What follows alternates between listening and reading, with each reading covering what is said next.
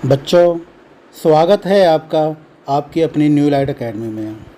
आज हम पढ़ेंगे क्लास 6th का इंग्लिश नोटबुक में से लेसन नंबर 5th, जो कि एक बहुत सुंदर कविता है जिसका नाम है how beautiful is the rain. बच्चों, इस कविता में हम पढ़ेंगे कि जो गर्मी में बारिश होती है वो कितनी मज़ेदार होती है। हम उसका किस तरह स्वागत करते हैं, क्योंकि जब बहुत ज़्यादा गर्मी पड़े और फिर जब बारिश हो जाए तो उसका मज़ा ही कुछ और होता है, बहुत सुकून मिलता है।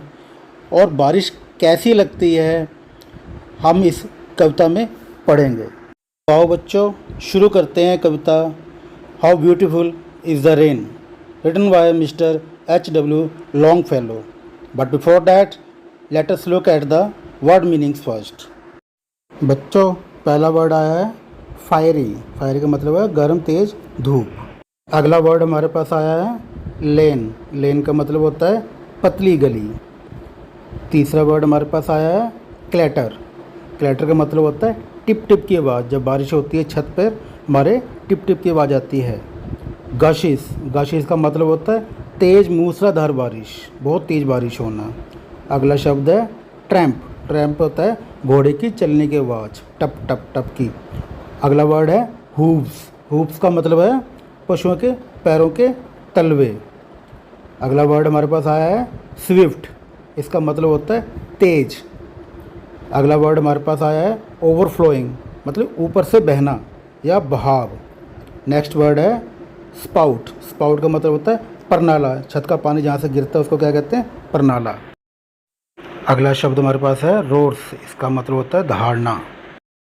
Late us start the poem. How beautiful is the rain after the dust and heat.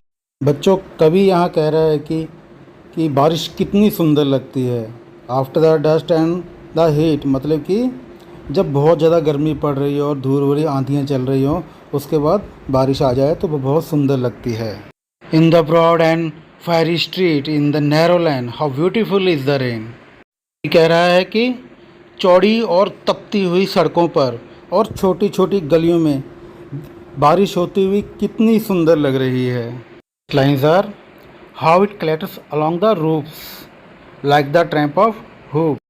कवि कह रहा है कि जब बारिश होती है तो छत पर टप टप की आवाज़ें आती हैं। कैसी आवाज़ें आती हैं? जैसे घोड़े के चलने की आवाज़ आती है, वैसे बारिश की बूंदें छत पर शोर मचा रही हैं। Next lines are how it gushes and struggle out from the throat of overflowing spout. कवि कह रहा है कि ये मूसलाधार बारिश हो रही है और ये कैसे बाहर निकलने की कोशिश कर रही है from the throat of the overflowing sprouts. Sprouts होता है परनाले, कि जो छत पर परनाला होता है उसमें से, उसके गले में से कैसे ऊपर से निकल कर गिरने की कोशिश कर रही है। Across the window pane it pores and pores मतलब कि जो खिड़कियाँ होती हैं उसके शीशों के ऊपर से ये गिरी जा रही है, गिरी जा रही है।